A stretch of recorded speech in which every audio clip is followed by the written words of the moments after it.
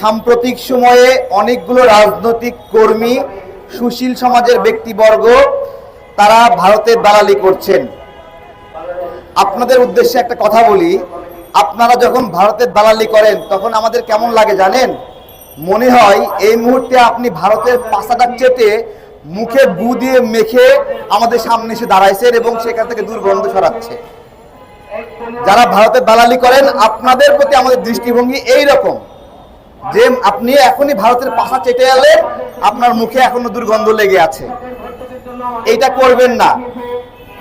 এটা করলে আমাদের দিলে কষ্ট লাগে, কারণ যেই বিপ্লবের মধ্য দিয়ে আমরা স্বৈরাচারের পতন হলো, সেই বিপ্লবে না ভারত না আমেরিকা দুই পয়সার কেউ হেল্প করে নাই, বরঞ্চ জায়গায় জায়গায় এই আমেরিকা হাসিনাকে রাখার জন্য ভারতের সঙ্গে